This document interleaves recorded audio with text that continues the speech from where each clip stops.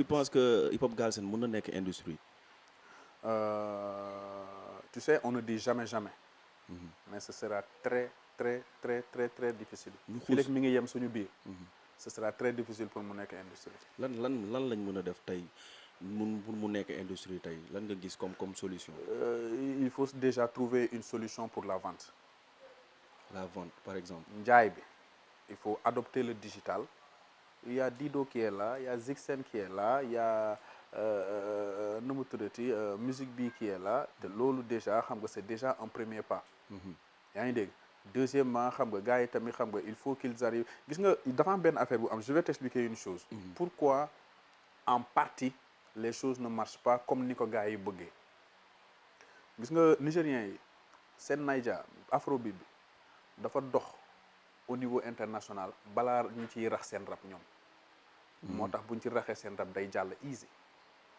boo demee Côte d'Ivoire le coupé décalé li gars yi dañuy dem di ñëw Magic System a ngi nii parce que façon featuring la deful ak français yeeg yooyu ak naar yi dafa international ba pare donc ñooñu buñ ci raxee seen rap day jàll. ñun suñu mbalax bi taxawul yenn taxawaay yooyu au niveau international malgré que Youssou Ndour tourne beaucoup mais Baaba Maal il fait du Yella, Ismaël Lo il fait du world music, Cheikh Lo il fait de la world music moom tamit boo demee Fnac ñooñu rek ngay gis ci sénégalais. ci rappeurs yi bu weesoo Daara J PBS ak peut-être laa wax Nix je suis pas sûr honnêtement doo fa gis kenn. donc doo gis rayon alors que dans les autres yeneen forme de musique yi da ngay gis ay rayon la ñuy am foofu noonu album ku ne di nga ko fa soxla loolu c'était il y a quelques années derrière. Aujourd'hui dañu toll ci niveau bu nga xamante ne c'est complètement digital comprendre tant que gars yi artistes yi c'est une question boo xamante ne pour avoir une réponse bi nga xamante ne moom nga bëgg dëgg je pense que il faut poser cette question à des artistes man je te parle d'un point de vue animateur. C'est-à-dire il faut que man je suis un animateur xam nga rajo laay toog quoi man hit laay teg lu deful hit man du ma ko teg mais tamit yow yaa ngi fi depuis longtemps xam nga waaw yaa ngi xool di taxaw di seetlu di xool booy li ñuy def waaw tey am nga ci sa mot à dire tey mënoon nga ne tey parce que tey da nga ne hip hop quoi yow hip hop dafa nekk si yow donc di nga xam benn aperçu boo xam ne nga ne tey lii ak lii bu ñu ko defoon tey dinañ jéggi frontière comme ñëw nga sànq ci foog mu digital de deux su ma la déggaatee su ma comprendre li ma bëgg a wax mooy tey musique bi artistes yi tey artistiquement parlant comme par exemple temps yi coow lu bëri actualité la sax ñu waxaale si gars yi dañuy jël di sample mbalax bi dañuy sentir tuuti mbalax ci beat bi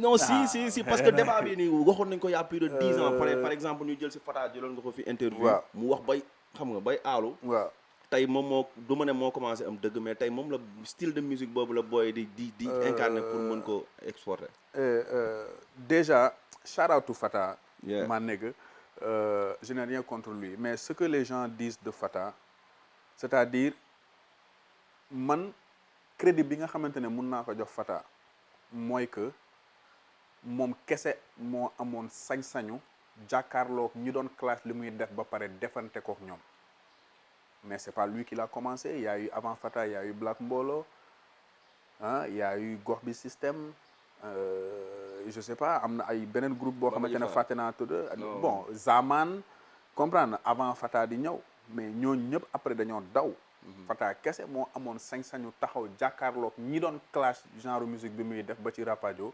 defante kook ñoom ba tey moo ko may crédibilité bi mu am ni man crédit boobu laay jox Fata yaa ngi dégg maintenant le sampling bi yëg yooyu noonu y en a qui le font bien y en a qui le font mal et très mal d'ailleurs yaa ngi dégg il y a une façon de le faire tey kenn waxul bul sampler sa musique nationale mais boo sampler gis nga verre bi bu ma ci defee ndox ba mu toll fii ma sotti ci meew ba mu ñëw fii ban mooy ëpp meew bi mooy ëpp n'est-ce pas mais bu fekkee da nga def meew ba fii def ci tuuti ndox meew lay saf toujours donc ce que tu fais mën nga ci yokk leneen loo xamante ne mais tout en respectant les normes et la fondation mais tey kan nga gis ci new generation bi boo xamante ne tey mun na exporter musique rap Galsen boo xamante ne mu ngi koy sampler comme meew bi ak ndox bi nga jox léegi métaphore bi nga joxe léegi ñi ko mën a def bëri nañu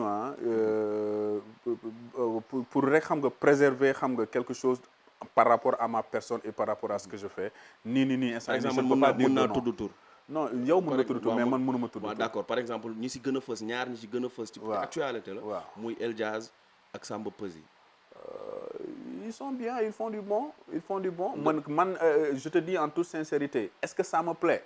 Non. Est-ce que j'écoute? Non, mais je ne vais jamais critiquer.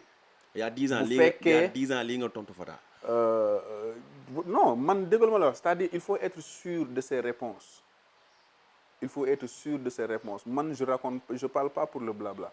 Samay interview depuis jamono RDB boo ko génnee waat li may wax démb moom laay wax tey. Man du ma clash kenn. mais un MC bu nul aw ma ci benn problème ne la suma waaye tu es nul damal jànge. yaa ngi dégg. mais ce que les fois bon c'est-à-dire ils le font et ils le font bien. nañ leen encouragé ñu dem yow boo bëggee déglu buum pek comme bu dëgër bi comme ni ko gars yi di waxee. donc c'est bien xam nga fi nga jëm quoi. c'est bien mais tu valides pas. man perso dama ne c'est pas que je ne valide pas dama ne man je l'écoute pas. mais bul jutta dopp sama wax dama ne.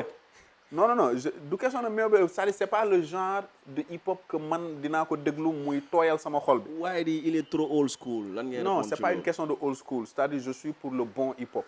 j'écoute du bon jusqu'aujourd'hui am na yoo xamante ne ils sortent du bon hip hop ba tey jii may wax ak yow nii sànq rek maa ngi déglu albumu Nas bu bees bi maa ngi déglu albumu groupe Jadakiss bi The Lax bu bees bi instant yii nii c'est des albums qui sont en train de faire énormément de bruit partout. Rap Galsen instant yii nii j'écoute du tout parce que je me dois de tout écouter déjà xam nga pour aider par exemple xam nga avec le comité notre comité pour faire la bonne sélection du Galsen Hip Hop Awards. Ça c'est un. Deuxièmement, je me dois de tout écouter aussi pour rek xool tamit nan laay gérer la playlist de mon émission à la radio.